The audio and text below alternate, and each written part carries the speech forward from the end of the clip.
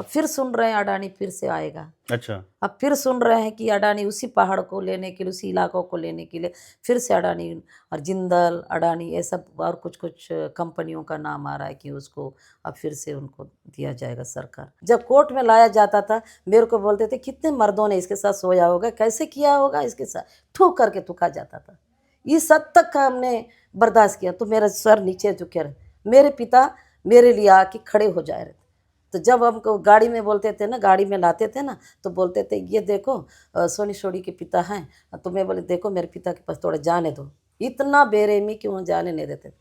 तब जब मेरे निवस्त्र करके मेरे स्थानों को बंदूक के नोक से ये सब हिला हिला के मुझे जब पूछा जा रहा था कि इस शरीर के से तुम सेक्स करती हो, क्या कुछ करती, कितने घंटा तुम ये कर सके, और उसके बाद बोलती हो ऐसा। ये हमारी सरकार की, जो सरकार में रहने वाले अधिकारी नहीं देते। आप बताइए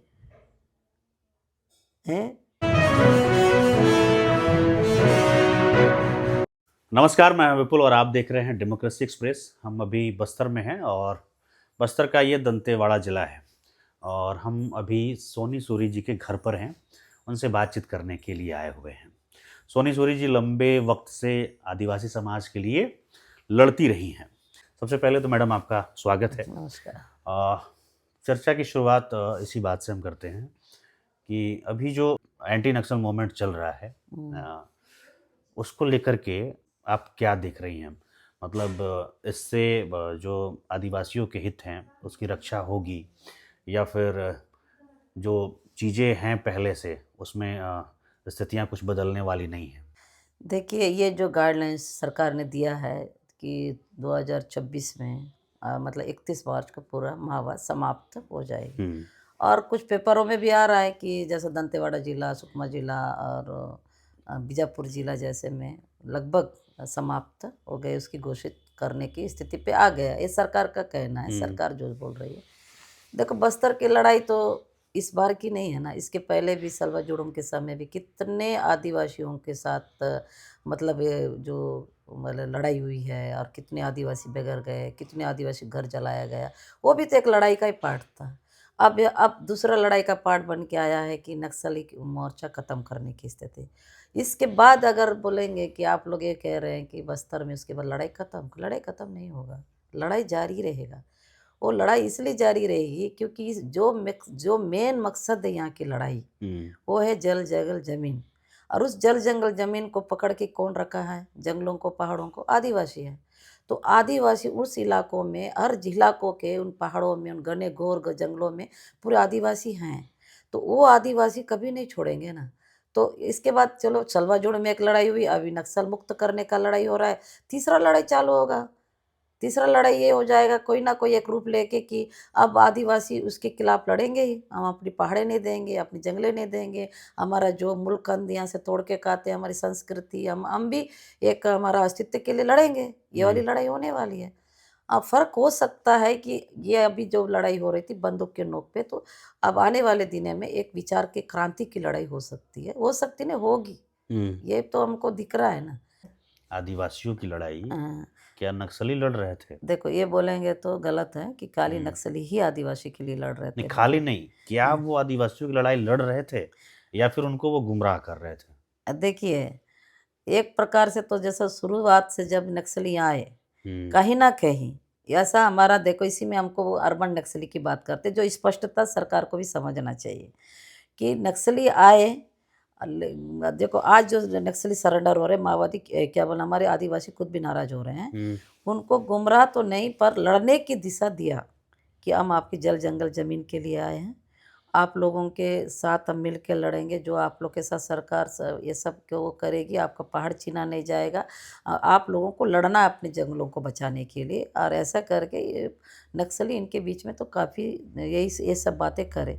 अब उसके आधार पे फिर बात हो भी रही थी कि जैसे नंदराज पहाड़ है, जब 2018 में जब लड़ाई हुआ, तो उस समय का देखने को मिला कि इतनी जनता जो पब्लिक आई, आदिवासी भी आए और नक्सली पीछे से भी इसमें उनका सपोर्ट रहा है कि मतलब लड़ना चाहिए, तुम लोग जाओ लड़ो अपने पहाड़ को बचाओ। जब अडानी के खिलाफ जब हुआ था, अडानी ने नंदराज पहाड़ को लेने की पूरी हो गई थी ना, तो उसमें बहुत 7 दिन तक का मतलब लगभग 25,000 के आसपास के लोग, पूरी पब्लिक निकल के आई। फिर वहाँ हम सब लोग थे, बहुत लोग लीडरशिप भी किए। तो उस समय उसका लड़ाई लड़ा गया। तो उसमें तो फिर पैसा मतलब वो ग्राम सभा फर्जी था, तो पूरी रद्द हुआ। फिर कांग्रेस गवर्नमेंट ने उसे रद्द कर दिया। उसके बाद अडानी का फिर बात खत्म हो गई वहाँ से। अब फिर सुन रहे हैं अडानी फिर से आएगा। अच्छा। अब फिर सुन रहे हैं कि अडानी उसी पहाड़ को लेने के लिए, उसी इलाकों को लेने के लिए फिर से अडानी और जिंदल अडानी ये सब और कुछ कुछ कंपनियों का नाम आ रहा है कि उसको अब फिर से उनको दिया जाएगा सरकार। तो ये बातें है कि दोनों के बीच में साथ तो मिल के चले हैं, आदिवासी और माओवादी। जो जिन्होंने सरेंडर किया उनके लिए तो हमारी, चलिए भाई, हमारा होना चाहिए सहानुभूति कि चलो उनको ये समझ में आ रहा है कि हम भटके हुए थे, अभी हम मुख्य धारा में आ गए। बट जो लोग लड़ रहे हैं सरकार के खिलाफ, एक तरह से देश के खिलाफ भी, उनके लिए क्यों सॉफ्ट कॉर्नर है आपके मन में? देखिए, जो सरेंडर कर रहा है अपने स्वतंत्र रूप से आ रहा है, तो हम तो नहीं बोल रहे हैं तो गलत कर रहा है, क्या कर, वो अपनी सबकी आज़ादी है। वो बंदूक लेके वहाँ जगह जंगलों के लिए मतलब उन पहाड़ों के लिए जो उठाया है, लड़ रहे हैं। और अब तो उसी नज़रिए से हम देखें कि भैया इन्होंने क्यों बंदूक पकड़ा, किस कारण पकड़ा। बहुत अंदर अंदर जाकर हमने पूछा। मेरा ऐसा नहीं कि उनके प्रति सहानुभूति है या ये, पर उनकी जो लड़ाई की दिशा अलग है, मेरी भी लड़ाई वही है। बस मैं एक क्रांतिकारी की जुबान पे लड़ती हूँ, तो वो लोग ये बंदूक पे लड़ रहे हैं। तो हमारा एक ही फोकस है, उस पहाड़ों के लिए लड़ाई। और दूसरी बात, आप एक इतना बड़ा सवाल मुझसे पूछ रहे हो कि इनके प्रति बहुत आपका सहानुभूति, इड़मा को लेके आप इतना अपना। इड़मा कौन था? इड़मा तो एक आदिवासी ही, एक मेरे ही कम्युनिटी के एक मानव ही था ना, मानव ही रहा है। और वो बंदूक पकड़ के कितने को कैसे मारा, क्या वो मारा, तो कि इसमें बहुत सारी चीज़ें सरकार भी तो जिम्मेदार नहीं तो बनती है ना। इस आधार पे तो फिर हम टेररिस्ट को भी डिफेंड नहीं, करने लगेंगे। तो बताइए, आप मेरे को ये बोल रहे हैं इनमा की बात पे बोल रहे हैं, अब बता, मेरे भी अगर सुनना है पूरा आप सुन लीजिए। मैं क्या की हूँ, आज यहाँ बैठी हूँ, मैं क्या की हूँ। तो सरकार ने मुझे अगर बात बोलेंगे फिर सोनी सोड़ी अपनी बात पे ला के आई। मेरे को 2000 में मतलब 11 में ही सितंबर में मुझे अरेस्ट किया गया। वह उस अरेस्ट के दौरान मेरे साथ जो इतने यातनाएं दिया गया कि एक महिला को, ठीक है, मेरा नक्सली की समर्थक थी या नहीं थी, कोर्ट का डिसीजन रहना चाहिए, कोर्ट का होना था। लेकिन कोर्ट के डिसीजन से पहले मेरे को सजा दिया गया कि जिस तरह ये करंट शॉट देना, गुप्तांगों पत्रे डालना, निवस्त्र करना, नंगा करना, उसको बेरहमी से उस महिला को पूरी निवस्त्र करके उन पुरुषों के बीच में फेंक देना टाइप का कि अब तुम बांटो, इसको कैसे बांटोगे, ये स्थिति टाइप का करा। उसके बाद मुझे जेल डाला जाता। मेरे पति को भी नक्सल समर्थक बोल के जेल में डाल दिया गया। इतना मारा उनको, अधमरा करा, सांप की तरह रेंगते रेंगते रेंगते रेंगते जेल से बाहर निकला। और कुछ ही 1-2 महीने के बाद वो मर गया मेरे पति। इतना मारे थे, वो सांप की जैसा रेंग रहा था। और उसको जब मैं ये टच करने के लिए बात करती थी, ऐसा छूने की, तो मेरे पति को छूने नहीं दिया जाता था। वो मेरे को हाथ जोड़ता था, रोता था मेरा पति, एक बार ऐसा छू तो मैं तेरा पति छू, तो हमको छूने नहीं दिया जाता था। ऐसा बेरहमी से उनको जंजीरों में जकड़ के रख के, ये क्यों? क्योंकि मेरा मानसिक रूप से मैं ऐसा कर, कितनी बड़ी चीज़ें हुई। उसके बाद मैं जेल से निकली। मेरे पिता अकेला मेरे साथ मिलने आते थे जेल में। मेरी लड़की मरी है कि जिंदा है, क्योंकि वो ना, उसके बाद वो अस्पताल में थे। मेरे जेल जाने के बाद फिर वो बोले अब मेरे कौन क्या करेगा। मेरे लड़के भी सब डर गए। और उसके बाद अस्पताल से आए, वो एक बैसाखी में मेरे लिए टमाटर मिर्ची प्याज लेके मेरे पिता मेरे से मिलने आते थे। मेरे पास कोई मिल नहीं, समाज से मेरे को दूर किया गया। समाज भी बोलने लगी नक्सल की समर्थक है, इसको बिल्कुल भूल जाओ। मेरा परिवार मुझे दुश्मन होगा, समाज दुश्मन होगा, सब लोग मेरे को गिंगन। जब कोर्ट में लाया जाता था, मेरे को बोलते थे कितने मर्दों ने इसके साथ सोया होगा, कैसे किया होगा इसके साथ, थूक करके थूका जाता था। इस हद तक का हमने बर्दाश्त किया। तो मेरा सर नीचे झुके रहे। मेरे पिता मेरे लिए आके खड़े हो जा रहे थे। तो जब हमको गाड़ी में बोलते थे ना, गाड़ी में लाते थे ना, तो बोलते थे ये देखो सोनी सोड़ी के पिता हैं।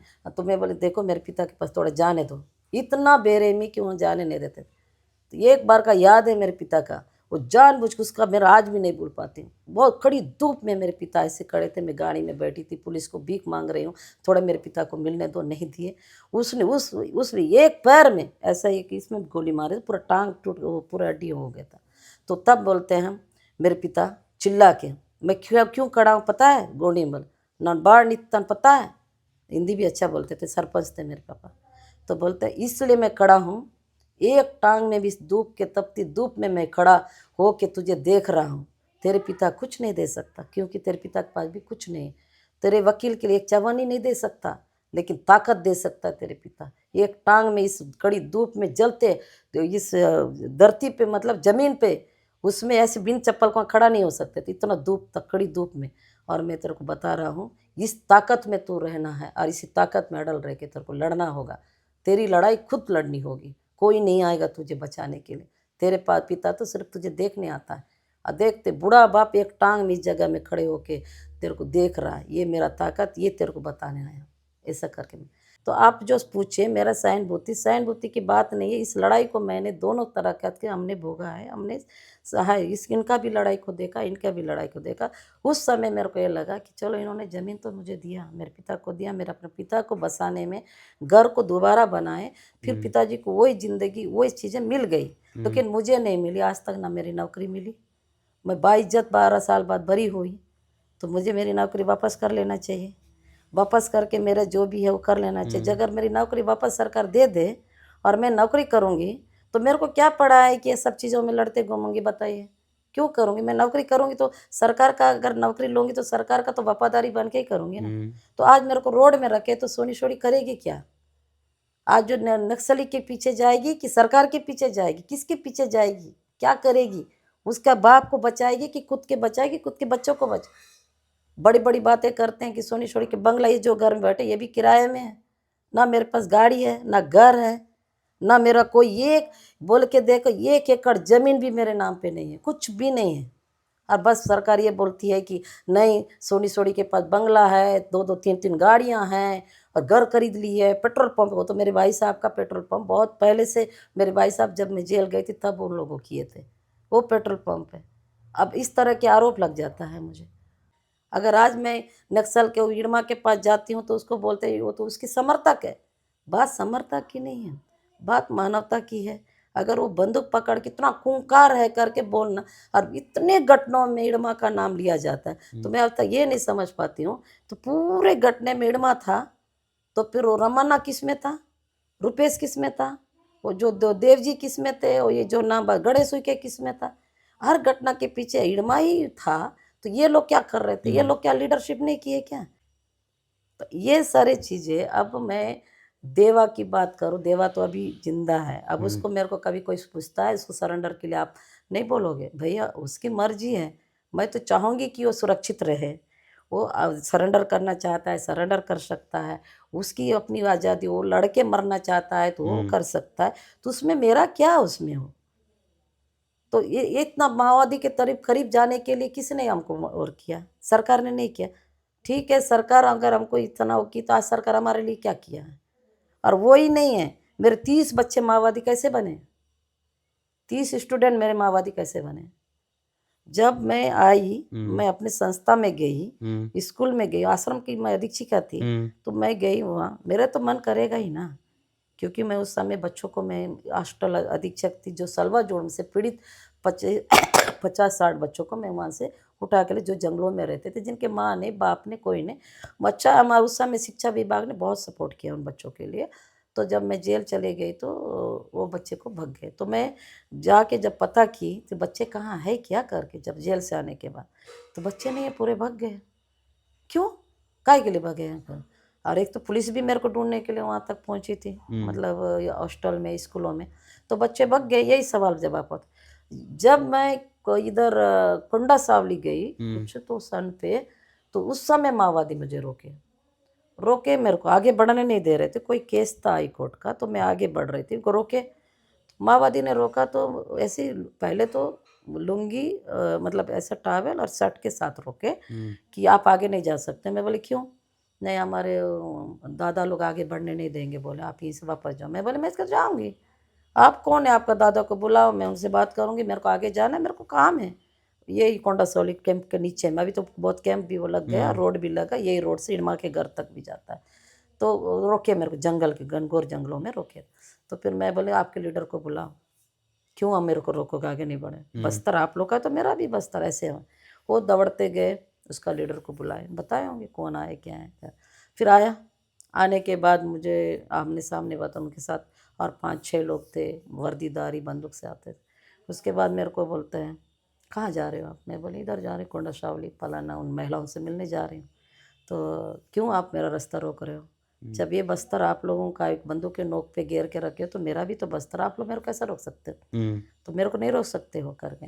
तो बोलते बात वो नहीं है दीदी, बड़ा प्यार से बात किया कि हमने दीदी मैडम बोला। तो मैं बोले हाँ आप मेरे को पहचानो बोला। तो मैं बोली ऐसा देखी तो मैं आपको क्या पहचानूंगी, आप तो माओवादी हो, बंदूक लिए हो, ड्रेस भी पहने हो, मैं तो यही पहचान है आपकी कि आपने ड्रेस बंदूक और ये, तो आप माओवादी हो।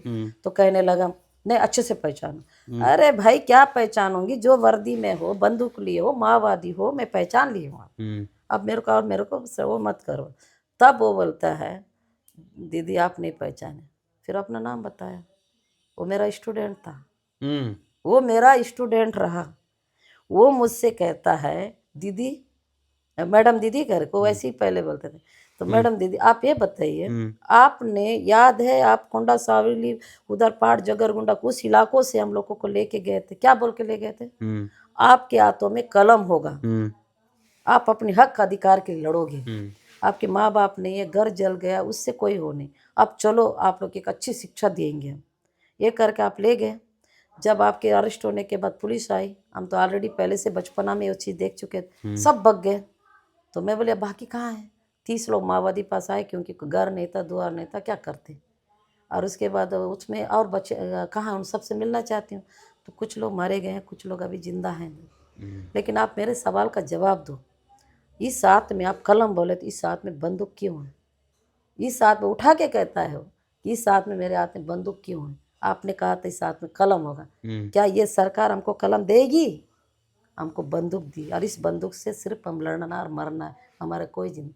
आपको क्या की सरकार? आप तो कलम वाली दीदी थे ना, मैडम दीदी थे, आपका कलम भी आपको साथ नहीं दिया दीदी, आपको भी तो जेल ले गए। तो कैसा लगा? मैं उस दिन मुझे तकलीफ इस बात की हुई, जेल तो मैं गई ना, तो इन बच्चों को सरकार ने क्यों जानकारी लेके वापस उनको अपने उसको शिक्षा क्यों नहीं दी? इनको माओवादी बनने के लिए मजबूर क्यों किया गया? कैसे हुआ? तो कहीं ना कहीं इसलिए मैं तोड़ के वो बोलती हूँ कि सरकार भी जिम्मेदार है इस माओवादी फ्रंट को इतना बढ़ाने में। तो वो बच्चे 30 बच्चे बहुत होता है, 30 बच्चे माओवादी बनना, 30 बच्चों को शिक्षा दिए होते तो क्यों? इसलिए आज भी मैं कह रही हूँ कि लड़ाई आज आज जो मार रहे हैं ना, ये हो रहा है ख़त्म की बात।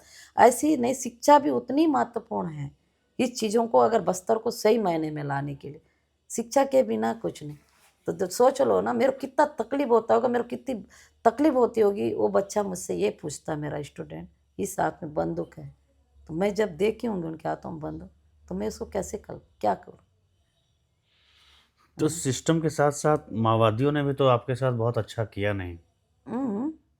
आपके पिताजी के साथ, आपके परिवार के साथ उनका भी तो बहुत अच्छा व्यवहार रहा नहीं। तो वही तो कह रहे हैं। हाँ, आपको पहली बार फिर क्यों पुलिस ले गई? उस समय तो आप समर्थन नहीं कर रही होंगी माओवादियों का, हाँ आप तो उनके खिलाफ ही होंगे, हाँ, तो फिर आपको क्यों देखिए मैं पहले? किसी के खिलाफ तो नहीं थी भाई, मतलब माओवादी से मेरा नहीं, कोई लेना देना भी नहीं था। आपको कोई परेशान कर रहा होगा आपकी फैमिली को, हाँ तो जाहिर सी बात है कि आप तो हाँ उनके खिलाफ ही हाँ, रहिएगा। उसकी में नाराजगी रही है। तो नाराजगी जब थी तो तब फिर क्यों पुलिस आपको ले गई वहाँ पे? ऐसा क्या हो गया था?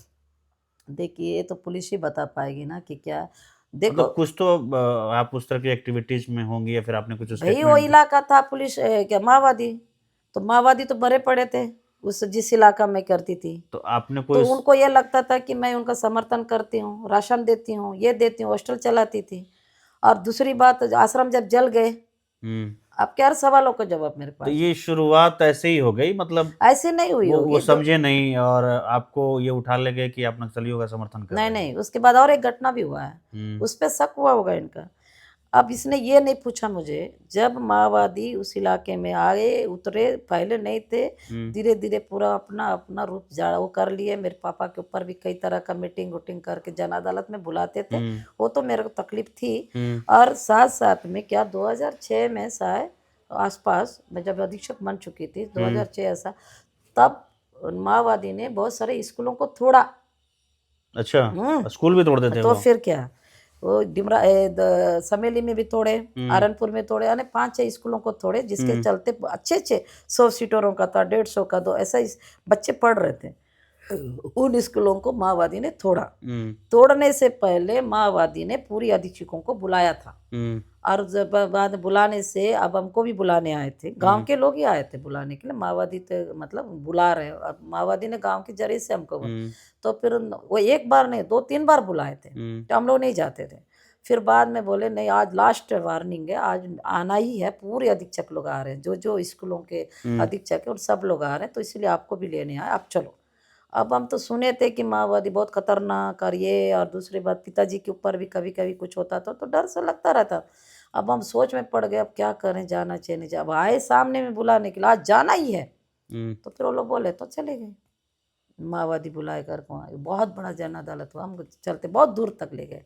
तो वहाँ में देख रहे पहुँचने के बाद बाकी टीचर कहाँ हैं, मेरे को तो यही बोला है, सब लोग को बुला रहे हैं, सब अपना अपना जगह से बुलाने भेजे हैं, तो आप भी चलो। वहाँ देख रहे हमारे अधीक्षक लोगों को, कोई टीचर दिख नहीं, इधर देख रहे उधर देख रहे, पब्लिक बहुत थी, 5,000 के ऐसे आसपास बहुत पब्लिक भीड़ थी। और ना मैं देख रही हूँ अपने टीचरों को ढूंढूंगी, मैं तो अपने उसमें, तो बोलने लगे नहीं आए नहीं आए, आए मैं कैसे पहुँच, मैं आ गई हूँ। अब मेरे को तो यही बोला गया, वो लोग नहीं आए। अब वो लोग पहले से अपना दिमाग लगे, जो भी वो नहीं आए, तो मैं वहाँ पहुँची। वहाँ बताए नक्सली ने, उन्होंने ये कहा कि पूरा बातचीत हुआ, ये इस स्कूलों को तोड़ने की चर्चा हुई, तो फिर मुझे भी बोला, तो अलग से फिर माओवादी, उस दिन मैंने देखा माओवादी को, फर्स्ट मेरा जो देखने का वो जो नज़र उस दिन देखी है। उसके बाद डर तो था, थोड़ा दूर पे ले गए मुझे, ले जाके बोले कि तुम थोड़ा बना जनाधार जो पब्लिक से थोड़ा हट के थोड़ा दूर पे, फिर वहाँ पर एक जिल्ली बिछाए थे लोग, तो बैठो बोले, तो अब थोड़ी से तो डर तो रहेगा, बंदूक वर्दी देख के पता नहीं क्या है, अब ऑलरेडी हम सुन रहे हैं कि माओवादी मार रहे हैं ऐसा। तो फिर मैंने वहाँ पर तो बोले नहीं, आप बच्चों का जो जो सामान है, जो मेन सामान कुछ ऐसे हैं, और बच्चों को साइड कर लो। वो मेरा पोल बिल्डिंग नहीं था, इस टाइप का वो बनाए थे स्ट्रक्चर से, फिर भी हम लोग सबको छोड़ देना चाहते हैं, और कोई स्कूल मतलब छात्रावास नहीं रहेगा, ये सब नहीं रहेगा।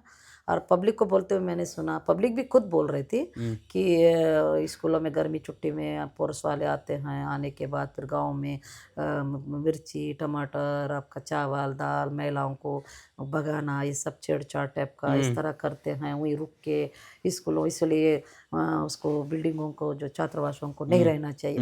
अब मेरे मन में ये लगा, भाई अब मेरे को किसी पर ज़्यादा नहीं, उन बच्चों के बारे में सोच में पड़ गए, जो बच्चों को जंगलों से सलवा जुड़ों के दौरान, उनका घर नहीं था, माँ बाप नहीं थे, कुछ नहीं थे, जंगल में रह के जिए टाइप जी रहे। जब मैं उठा के लाई तो इतने बड़े बड़े फोड़े थे उनके मच्छरों का।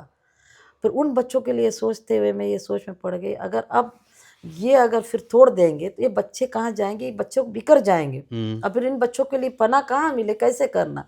अब वो जब बोलने लगे कि आप उनके जो सामान वामान सबको थोड़ा साइड करवा दो, आएंगे, कब आएंगे तो हम नहीं बताएंगे कब आएंगे, लेकिन होगा, आप थोड़ा सा सतर्क या फिर सामानों को कर, जैसे ही हम एंट्री करेंगे तो बच्चे तुरंत बाहर निकल जाना चाहिए, ऐसा था। अब मैं बोले क्या करूं बच्चों को, तो तब मैंने एक बोला, बहुत डरते हुए मेरे सब दादा, उनको दादा ही बोलते हैं ना, तो दादा आप लोग किसके लिए लड़ रहे हो, तो बोले जल जंगल जमीन के लिए, जनता के लिए। तो अगर आपकी लड़ाई जल जंगल जमीन के लिए, जनता के लिए है, तो ये बच्चे कौन हैं, ये बच्चे भी तो जनता के ही है ना। तो जनता के ही बच्चे अगर वहाँ पढ़ रहे हैं, तो उसकी जगह को आप छोड़ दोगे, तो फिर उनकी शिक्षा नहीं रहेगी, शिक्षा से बेकार हो जाएंगे, तो फिर आपकी लड़ाई जनता के लिए कैसी हुई, ये मेरा सवाल उनसे था। तो आप बहुत ज़्यादा बात करती हो, ऐसा नहीं, ज़्यादा बात नहीं कर रही दादा, लेकिन आप बताइए ना, तो फिर ये बच्चे बिखर जाएंगे, इनकी शिक्षा नहीं मिल, आप लोग नहीं चाहते क्या ये जो बच्चे पढ़े शिक्षित हो जाए, आगे बढ़े, जैसे बाहर के, जैसे मैं एक आदिवासी थी, मैं भी तो पढ़ी ना, पढ़ने के बाद आज टीचर बन के यहाँ आई हूँ, तो फिर ये बच्चों को पढ़ने का अधिकार नहीं है क्या। तो एकदम मेरे गुर के देखने लगे। उसके बाद वहाँ और भी लीडर लोग थे, वहाँ नाम तो नहीं जानते, वो कुछ हैदराबाद के भी टाइप का, अनेबल रूप से पहचान में आता है ना कि ये आदिवासी है क्या। फिर वो लोग आगे जाके गए, उसके बाद जाने के बाद क्या बात किए, उधर बात करके फिर मेरे को बोले, तो अगर आप इतने बड़े सवाल उठाए हो तो ठीक है, आपका आश्रम रहेगा। अब मन तो होता है ना, ये आश्रम बच रहा, तो फिर मैं समेली वाला आश्रम को बोला, अभी भी है समेली आश्रम, समेली वाला आश्रम को भी बोले नहीं दादा, वो आश्रम में भी हमारे बच्चे हैं सर, तो ठीक है, लेकिन एक शर्त है।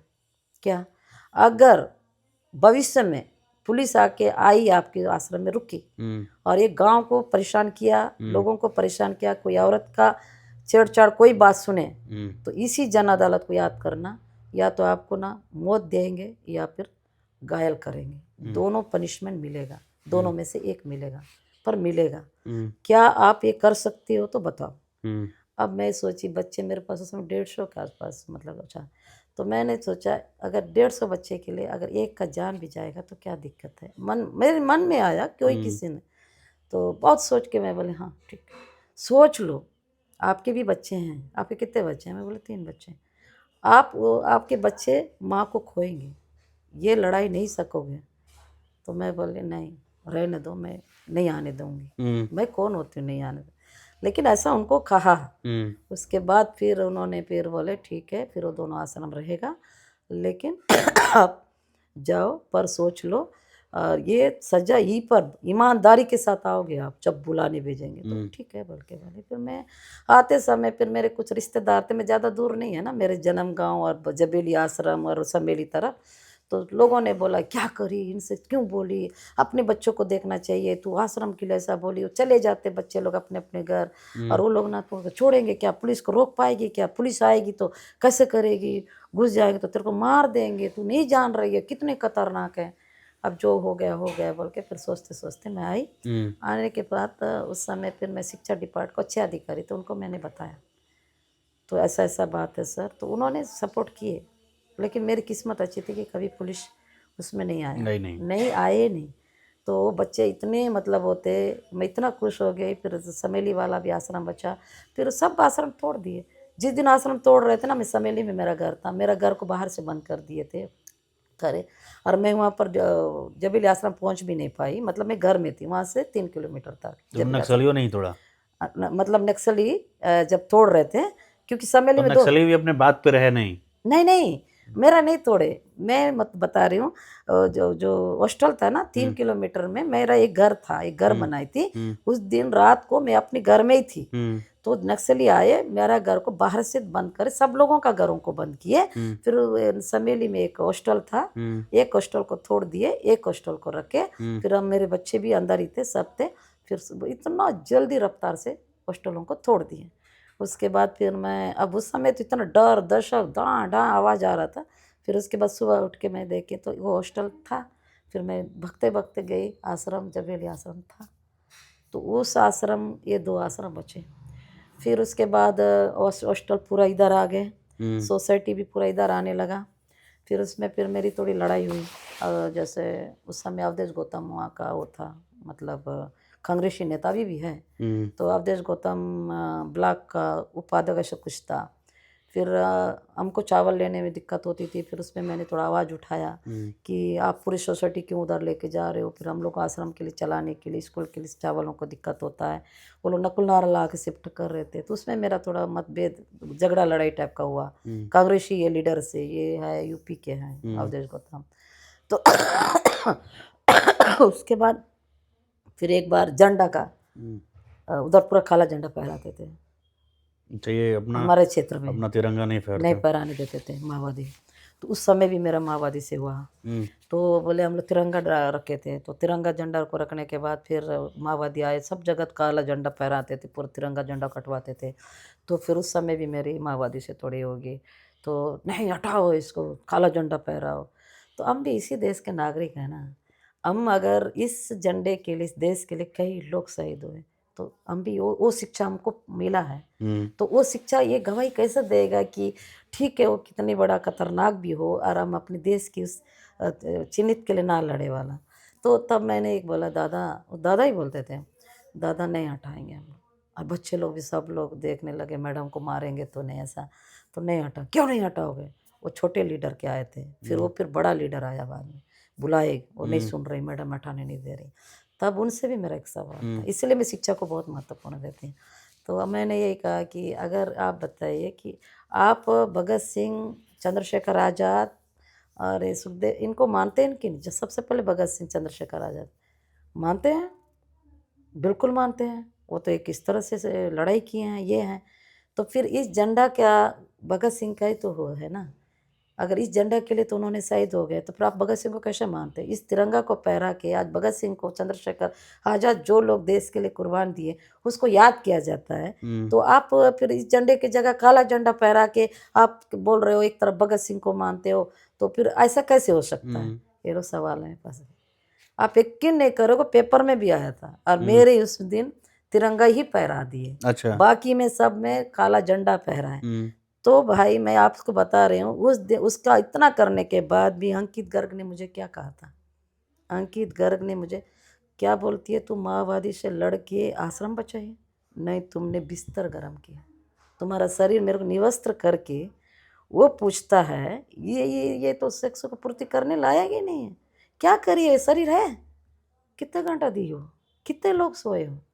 उसके बाद आश्रम तुमने बचाने की बात कर, तिरंगा झंडा को मैंने ऐसा फहराया बोलते हो?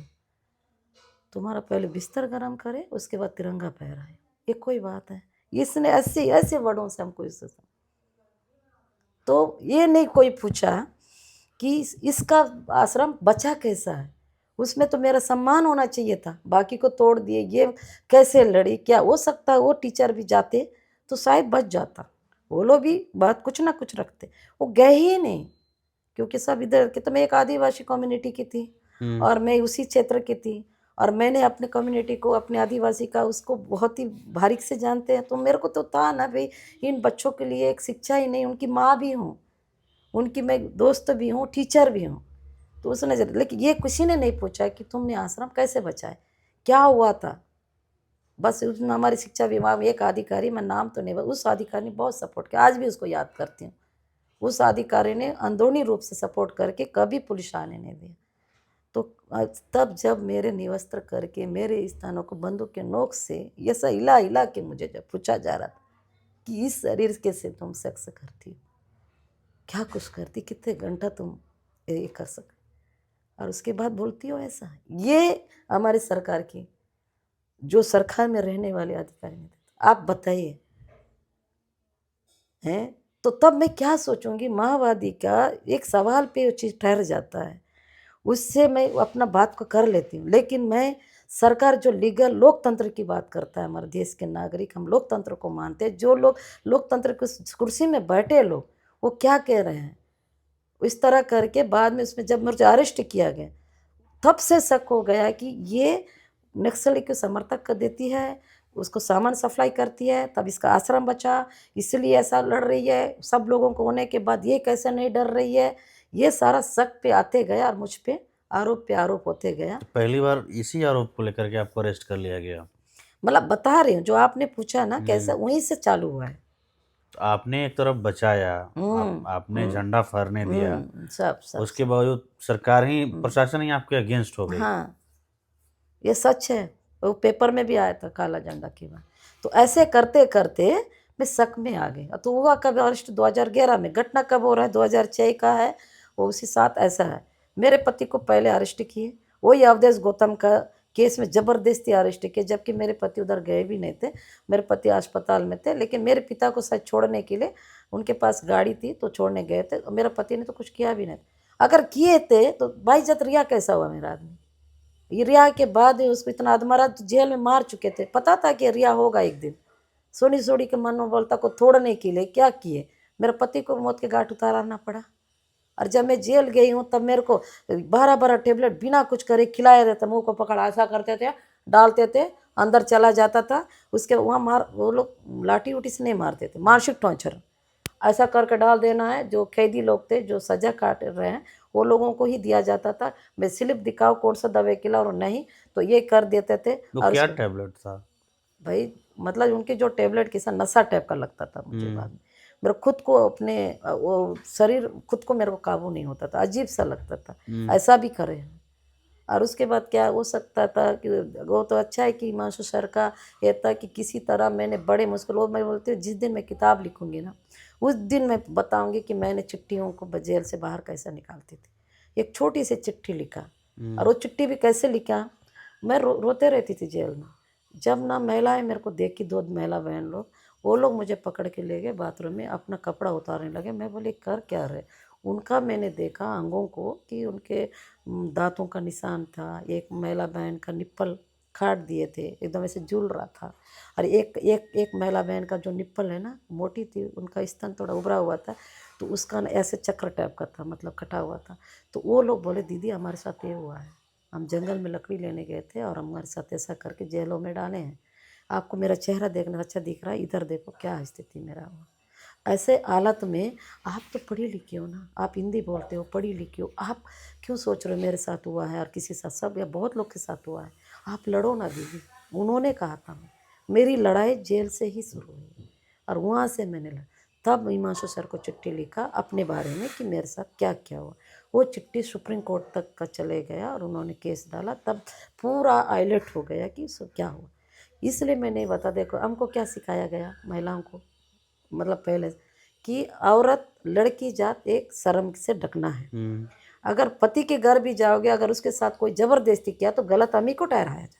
तो मेरा पति जेल में था, मेरे साथ जो हुआ था मैं बताना नहीं चाहती थी कि कैसे मेरे पति को बता दूं, और यहाँ पता चल जाएगा तो मेरे पति मेरे को करेगा करके मैं नहीं बताई। जब छुट्टी वायरल होने के बाद वही सवाल खड़ा हुआ, देख लो जेल वाले जब मेरे पति को मेरे से मिलवाए तो मेरा पति बोलता है तेरे साथ इतना कुछ हुआ है, तू मेरे को नहीं बताई है, अब मैं यहाँ जी नहीं पा रहा हूँ, जेल के अंदर में मेरे को बहुत से लोग चिढ़ा रहे हैं, तेरे औरत के साथ कितने मर्दों ने सोया, तेरे औरत के साथ ऐसा करके लाए हैं, मैं जी नहीं पा रहा हूँ, मैं कैसे करूँगा, तो क्यों बताई सबको। वो मेरे से लड़ रहे। फिर मेरा और उनके बीच में काफ़ी दिन लड़ाई चला मेरे पति के साथ। तो लास्ट में पति को बोली ठीक है आपके लायक नहीं हूँ, आप मुझे छोड़ दो। उन्होंने कहा था कि पुलिस प्रशासन बोल रही है 30 लाख देंगे, विदेश भेजेंगे बच्चों को, तुम्हारी पत्नी को बोलो आप किसी को नहीं बताएंगे, लड़ाई बंद करें, उनको जेल से भी निकालेंगे। ये मेरा पति मुझे जेल के एक दीवार में थे ना, ऐसे एक दीवार तो साइड मेरे पति की साइड में थी, तो हमको थोड़ा मिलवाया जाता था। तो मैं एक बार समझाई, 2 बार समझ, मेरे पति नहीं समझे। तो मैंने बोला मैं लड़ाई नहीं छोड़ूंगी, इतना कुछ मेरे साथ हुआ है, बोले एक बार के लिए आपको छोड़ दूंगी, आपको मेरी ज़िंदगी से आपको आज़ाद करूंगी, मैं नहीं छोड़ूंगी। उसके बाद मेरे पति जी नाराज़ हुए। फिर उन्होंने सोचा कि तो अपने पत्नी को समझा नहीं पाया, उनको मार दिए। मार के आस एकदम ऐसे रेंगते थे मेरे पति। जब लास्ट स्टेज में वो समझ गए तब मेरे को चिल्ला के बोले, मैं सलाखे की दर थी, मेरा पति उस साइड था, वो भरी हो चुके थे पहले, उसके बाद भी जंजीर से बांध के रखे थे। तो उसके बाद बोले मेरी औरत को एक बार छूने दो, हम लोग एक दूसरे को एक ऐसे मिलने दो। तो नहीं दिए वहीं जगदलपुर जेल में। तब मेरे पति बोले तू लड़ाई मत छोड़ना, मैं गलत था, इनकी बातों पे आ रहा था और मैं बहुत टॉर्चर किया तेरे को जेल के अंदर में, क्योंकि ये लोग मेरे को ऐसा ऐसा बोलते थे। लेकिन आज मेरे को पता चल चुका है तू, मैं तो जी पाऊँगा कि नहीं जीऊँगा, मेरा ज़िंदगी का ठिकाना, लेकिन तू लड़ाई नहीं छोड़ेगी। और बहुत गंदा गाली भी पुलिस वाले को दी है, ये लोग इतने कमीने हैं, ऐसे लोग हैं, लेकिन तू सही थी, मैं गलत था, मैं इनकी बातों पे आया। अरे एक बार टच होने दो। जब मेरे पति मर गए कोर्ट भी मुझे जाने नहीं दिया। तो अब बताइए, अब इसमें नक्सल और पुलिस सरकार के बीच की बातें होती, सोनी सोनी का दर्द को कौन जानता है कि मैंने क्या सहा है। आज भी क्या सर, सरकार कभी हमारे बारे, आज देखो सरेंडर माओवादी को तो गले लगा ली, मैंने क्या गलती किया, तो मेरी नौकरी वापस नहीं देती है, मुझे क्यों सरकार अपने साथ लेके नहीं चलना चाहती, क्यों, मैं आदिवासी हूँ इसलिए।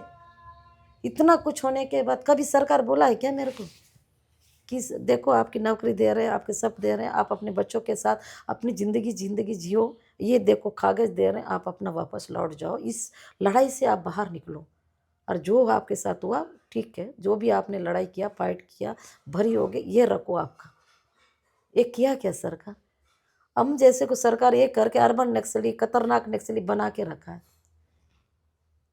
अब एक तरफ मैं बताओ, ना मैं नक्सली की हूँ, ना मैं सरकार की हूँ, और मैं बीच की हूँ। अब जब माओवादी सरेंडर कर रहे हैं, अब हमको चिंता इस बात की हो रही है कि वो माओवादी सरेंडर जो मेरे आदिवासी लोकल है उनको घर में बसाना है। सलवा जुड़ों में जो लोग भगर हो के बाहर चले गए, वारंगल तेलंगाना, सरकार से हम कह रहे हैं उनको ला के बसा दो, उनको वापस अपने जल जंगल जमीन अपने गाँव में बसा दो।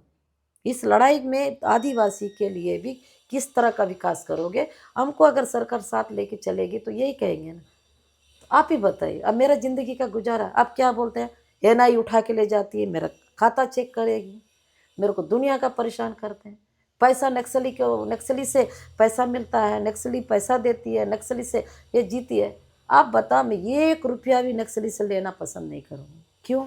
क्योंकि मैंने उस चीज़ को झेला है। ऐसा नहीं है कि नक्सली मेरे को सपोर्ट करने के लिए आगे नहीं रहे, कोशिश किए जेल से आने के बाद कि आपको घर बना देंगे, ज़मीन भी जहाँ बोलोगे लेना चाहती हो ज़मीन भी आपको दिला देंगे, हमारा पार्टी आपको फंड दे के करेगी, लेकिन नहीं, क्योंकि मेरे पिताजी का वो तकलीफ को मैं भूल जाऊंगी क्या।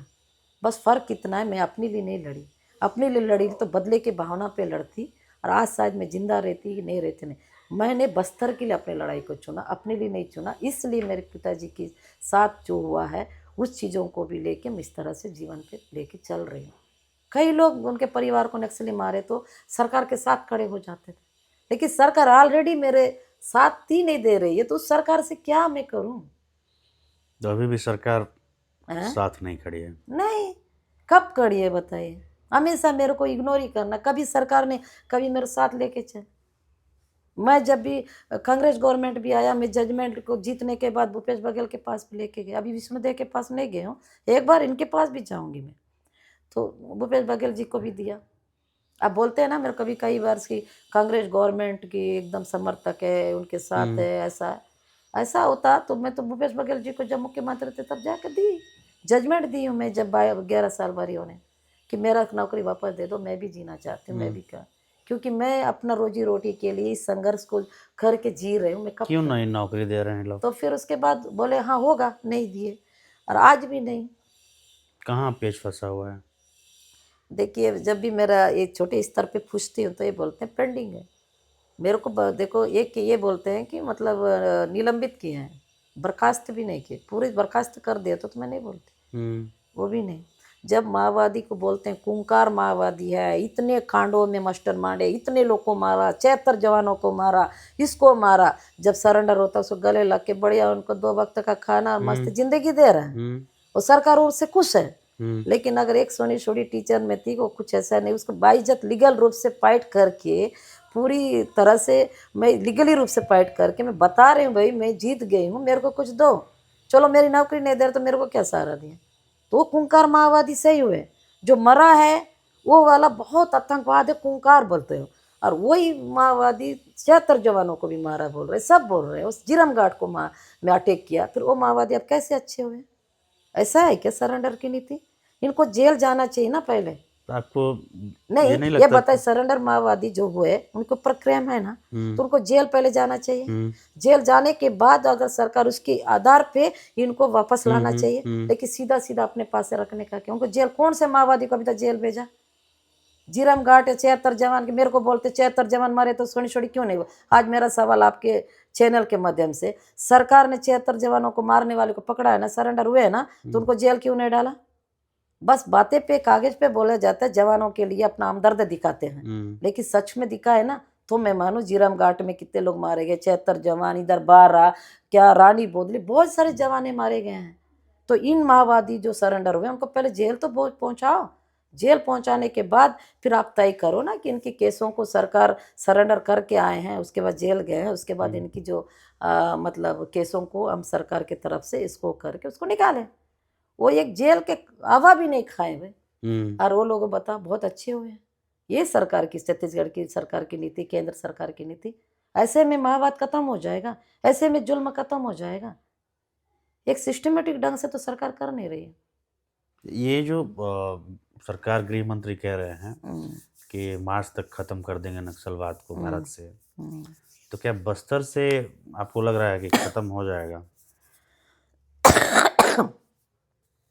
देखिए अगला लड़ाई किस पॉइंट पे चलेगा या किस रूप में होगा होगा ये पता नहीं, लेकिन लड़ाई तो खत्म नहीं होगी, ये तय है। इसलिए खत्म नहीं होगी, मैं अभी जो बोली ना, कई लोग सवाल पूछ रहे हैं, भले अमित शाह जी ने कभी थोड़ी ना गांव के आदिवासी जनता के उस स्वतंत्र रूप से उन जनसभा करके पूछे, नहीं पूछे हैं। और वो पूछते तो आज जो भी सरेंडर हो रहे हैं या जो हो कर रहे हैं तो उनसे तो बोल ही रहे हैं ना, सरेंडर कर तो रही है सरकार, अपने साथ सरकार उनको साथ ले गई, बड़ी बड़ी कंपनी खोलेगी, उनको वह नौकरी दे देगी, वह नौकरी करेंगे, फिर हम लोग इनके खिलाफ लड़ना है। फिर कल तक हमारे साथ मिलके लड़ने का दावा किए थे वो माओवादी, आज सरकार के साथ मिलके उधर से कंपनी के साथ मिलके लड़ेंगे, तो उसके बाद फिर हम उनके खिलाफ खड़े हो जाएंगे, वही माओवादी सरकार के साथ मिलके खड़े होगी, बस फर्क यही होने वाला, लड़ाई तो होगी। उस समय हम बंदूक उठाएंगे कि डंडा उठाएंगे वक्त बताएगा, ऐसा बोलते हैं। रूप क्या होगा अभी तय नहीं है, नहीं, लेकिन लड़ाई तो वो होगी। लड़ाई बंद नहीं होगी। हम्म, मैं बदरन्ना जी से भी मिलने गया था, रमेश बदरन्ना, हम्म, तो वो भी, उनसे बातचीत हुई तो वो भी इसी तरह की बात कह रहे थे कि देखिए ऐसा नहीं है कि ये ख़त्म हो जाएगा, ये हो सकता है कि जो हथियार बंद आंदोलन है ये ख़त्म हो जाएगा, बट ये दूसरे रूप में बहुत जल्द शुरू हो जाएगा फिर दोबारा, लेकिन उसका रूप दूसरा होगा। हम ये मानते हैं कि हथियार वाला ख़त्म शायद सरकार कर दे, लेकिन इस आंदोलन को सरकार रोक नहीं पाएगी क्योंकि उसका जो मूल वजह है उस पे काम नहीं हो रहा है। मेरा भी वही कहना है, क्योंकि विचार को कैसे खत्म करेंगे। चलो बंदूक का नीचे रखा जाए, देखो इससे पहले क्या सलवा जुड़ों के समय बंदूक को नीचे नहीं रखवाए थे क्या? रखवाए थे ना। उस समय भी सलवा जुड़ों में क्या हो कर रहे थे एसपीओ लोग। उसके बाद 2 साल तक बहुत आरामदायक जिंदगी, सब लोग बहुत खुशी मनाए, गांव के लोग 2-3 साल अच्छी जिंदगी जिए। उसके बाद वही बंदूक सरकार उठा के किसको फिर से दिया? डीआरजी को दे दिया। एसपीओ से डीआरजी बन गए, बस्तर बटालियन बन गए, ये पूरे फिर हमारे लड़के फिर से वो बंदूक उठा लिए ना। जब सरकार इन मौलों पे बाद में उठवाई फिर से, जब सुप्रीम कोर्ट कहने के बाद भी बंदूक 3 साल 4 साल बाद उठ गया, तो क्या ऐसा ही इधर पर जुल्म होते रहेगा करेगा, तो क्या ये इधर से भी क्या नहीं उठेगा? वक्त बताएगा बंदूक उठेगा या फिर विचारों पे लड़ेगी या डंडा उठेगा, या फिर हमारे जो तरीके की लड़ाई का या आधुनिक जो हम लोग जो उपयोग करते हैं ठंग या बंडा, वो मैं नहीं बता सकती, पर होगा लड़ाई। अब आप मेरे बारे में बताइए, इतना सारा चीज़ें मैं आपसे बताई कि हम दोनों के हम अब इस बस्तर में सबसे ज़्यादा इस लड़ाई को करीबी से देखा है, तो हमने देखा है। आप खुद, हालांकि मनीष जी भी उतनी फाइट करते, मैं वो नहीं कह रहे, लेकिन आज आपको सुन के कैसा लगा कि एक तरफ सरकार हमको, एक तरफ मेरे पिता को सरकार। मेरे पिता लास्ट तक एक ही सवाल पे बोलते हुए चले गए, जाओ ना माओवादी से पूछ के आ, बड़ा बड़ा बात करते हैं ना, जाओ उसे पूछ के आओ मेरा गलती क्या था, मेरे को जवाब दे माओवादी कि मेरी गलती क्या थी, मेरे को क्यों मारे, मेरा टांग क्यों तोड़े, क्यों ऐसे किए। और उसके बाद मेरे को कितना मेरे को बोलते थे, तब मेरे पिता को एक ही बात बोलते थे, आपको माओवादी ने वो किया, मेरे को सरकार ने, हम दोनों बाप बेटी ना एक ही उस लड़ाई के शिकार हो चुके, आप मेरे को ये शिकायत करोगे कि माओवादी ने ऐसा क्यों किया। मैं आपसे ये शिकायत कर रही हूँ कि सरकार ने मेरे को ऐसा क्यों किया, जो सवाल आप पूछ रहे थे ना, वो सवाल मेरे पिताजी के साथ हम दोनों में। तो बाबू, मैं उसके पिताजी को मतलब बाबू गोंडे बोलते हैं, बाबू मेरे साथ सरकार ने ऐसा किया, आपके साथ माओवादी ने ऐसा किया, तो आप क्या सोचते हो कि आपके लिए सरकार अच्छा है? पिताजी से मैं पूछती थी, तो पिताजी बोलते थे वो एक समय तक अच्छा है बोले, जब कल्लूरी ने, जब मेरा केमिकल अटैक वगैरह हुआ, ये सब चीज़ चेहरा आपका जल हाँ गया खराब, था। उसके बाद पिताजी को दूसरे बोल, नहीं सरकार भी अच्छा नहीं है वो। उससे पहले बोलते सरकार अच्छा है, माओवादी खराब है। तेरे नज़र में क्या लगता, माओवादी अच्छे हैं? मैं कब बोल रही हूँ अच्छे हैं? मैं अच्छे किसी को नहीं मानती बाबू, ऐसा मैं बोलती थी। लेकिन जब मेरा केमिकल अटैक हुआ, फिर मेरे परिवार को कल्लूरी ने, मेरी बहनों को मतलब दामाद को पकड़ के ले गए, बहुत टॉर्चर करने लगे। तो कल्लूरी के पास मेरे बाबा के, आप मेरे घर आते थे, उठते थे, बैठते थे, आपके यही सब मैं सपोर्ट करने के चक्कर में, उसे करने के मेरा घर उजड़ गया, मेरा परिवार उजड़ गया, मैं बराबर सरकार का साथ खड़ा रहा। तो आज मेरे दामाद को क्यों वो करे, मेरी लड़की क्या कर रही क्या नहीं कर रही उसके साथ आप लड़ो, लेकिन मेरा दामाद को नहीं वो करो करके गए उसका दामाद को छुड़ाने के लिए। तो कल्लूरी ने बहुत उल्टा सीधा मेरे बाबा को गाली दिया, तब फिर मेरे बाबा ने भी उसको पलटवार करके गाली दिया, तुम बहुत धोखेबाज हो, दो मतलब ही हो, ये हो तुम, ऐसा बोल के बहुत लड़ाई। उस दिन से मेरे बाबा बोलते थे सरकार अच्छा नहीं है, सरकार का मतलब जो लोग ऐसे हैं कल्लूरी को अच्छा नहीं बोलते थे। उसके पहले कल्लूरी का तो गुण गाते थे मेरे पिताजी, वो इतना थिंक की बार भी सुनना पसंद नहीं करते थे कल्लूरी का। लेकिन उसके बाद बोलने लगे वो बहुत बेकार व्यक्ति है। ठीक है तेरे साथ जो भी लड़ाई था कल्लूरी कैसा था, लेकिन परिवार को अटैक करने कहाँ था जब केमिकल अटैक। ये सब चीज़ों को बता रहे हैं इतना सारी चीज़ें। अब लोग तो बोलते बीच में ही है आप, अभी भी बीच, अभी तक ये कोई नहीं सोच पा रहा है कि नक्सली भी कई बार, अभी तक स्टेटमेंट आया ना नक्सली का, आपने नहीं पढ़ा? मनीष कुंजाम क्यों लेके आया, मुझे लेके आया कि मेरे को माफी वो मांगने, आप ऐसा स्टेटमेंट दिए हो, ये दिए हो, आया है। ऐसा नहीं है नक्सली हमको हमारे खिलाफ नहीं बोलती है, बोलता है नक्सली भी, सरकार भी बोलती है, लेकिन हमको इसलिए लोग दोनों के बीच में मैं खंबे की तरह खड़ी हूँ। ना मैंने कभी नक्सली का 1 रुपया ना एक चीज़ का मदद लिया, ना सरकार ने मेरे कुछ किया। तो मेरे को ये लगता है जो भी मैं ढूँढ के अपने जीवन बसेरा कर रही हूँ, तो मैं इनसे भी नहीं डरती। नक्सली से मेरा कोई डर नहीं। ना मैं नक्सली के सामने कभी घुटना टेकने की वो कोशिश करती हूँ, ना मैं उससे डरती हूँ। ऐसा नहीं है कि नक्सली से सोनी-सोनी डर जा रही। क्यों डरूँगी मैं? वो भी तो एक आदिवासी है, इंसान, ये बंदूक पकड़े हैं और वो जो लड़ाई लड़ रहे हैं या जो कर रहे हैं या वो मेरे को गलत बोलेंगे तो मैं डरूँ? स्टेटमेंट आया ना मेरे पास, मैं भेजूँगी आपको, पढ़ लीजिएगा। उसमें मेरे खिलाफ लिखे हैं। और मेरे को क्या है, एक साल पहले भी मेरे को प्रतिबंधित कर दिए थे ये लोग कि गांव के अंदर नहीं घुस पाती थी। अंदर का बात मैं किसी को बताती नहीं कि नक्सली मेरे साथ क्या करते हैं, क्योंकि मैंने बस्तर की लड़ाई को चुना है। मेरे आदिवासी के लिए मैं खड़ी हूँ और मेरी आदिवासी का दर्द मेरी दर्द है, मेरे आदिवासी का आंसू मेरी आंसू है, मेरे आदिवासी का पेट भूखा होता मेरा भूखा है। जिसके साथ गलत होता है उनके साथ जाके खड़े होके उनको भले इंसाफ नहीं दिला पाती हूँ, लेकिन उनको गले लगा लेती हूँ, उनको मनोबलता देती हूँ। उनके बेटा को मार दिया गया तो बेटा को साथ लेके अंतिम संस्कार करने जाती हूँ। बस इतनी करती हूँ, भले मैं न्याय नहीं दिला पर मेरे आदिवासी के बीच में खड़े होती है, उनके अंदर एक छोटी सी एक रोशनी मिलती है। बस उनके लिए मेरा काम है, ये करते। इसका मतलब ये नहीं कि माओवादी मेरे को बोलेंगे इसके लिए काम करो, मैं करूँगी, इसके लिए तुम नहीं करो, नहीं करूँगी, इस तरह आओ, नहीं आ, वो नहीं है। मैं बस्तर की हूँ, आदिवासी मेरा है, बस्तर आदिवासी मेरे अपने हैं। आदिवासी की बात नहीं, पूरी बस्तर के मूलवासी मेरे हैं, चाहे गैर आदिवासी हो, कुछ जो भी हो, एक मानव जाति में बस्तर में बसे, उन सबके लिए मेरा जीवन उनके लिए निस्वार है। लेकिन आज तक पहचान नहीं पाए कि मैं खुद कभी कभी सोचती हूँ आखिर मैं हूँ किसकी हूँ, सरकार की हूँ कि माओवादी की हूँ? भाई मेरे को ऐसा क्यों सोचते हैं? एक बात तो हम ये समझ रहे हैं कि आप आदिवासियों के साइड हैं, भले ही आप माओवादियों के पक्ष में ना हो या सरकार के पक्ष में ना हो, लेकिन आप बस्तरवासी आदिवासी बस्तर वासियों के लिए और जो मूल निवासी हैं वहाँ के, उनके पक्ष में है। और आगे भी रहूंगे। हम भी ये चाहते हैं कि आपकी जो लड़ाई है उनके लिए वो ऐसे ही जारी रहे। हमारी लंबी बातचीत हुई है और ये भी हम इस बात को महसूस कर रहे हैं कि शायद बस्तर को लेकर के चर्चा होती रहे तो ये बात कहीं ख़त्म नहीं होगी। बहुत सारी कहानियाँ हैं आपके पास, क्योंकि आप इतने वक्त से लड़ाई लड़ रही हैं। मगर जितना भी हमने आपसे बातचीत किया उससे हमें बस्तर को समझने में बहुत सहूलियत हुई और आपकी कहानी को जान करके ये लगा कि नहीं, आपका काम प्रेरणादायक है और आप आदिवासियों के लिए बहुत बेहतर काम कर रही हैं। और बाकी दर्शकों को ये हमारी बातचीत कैसी लगी आप हमें ज़रूर बताएं। बाकी ऐसे ही वीडियोस के लिए आप देखते रहिए डेमोक्रेसी एक्सप्रेस।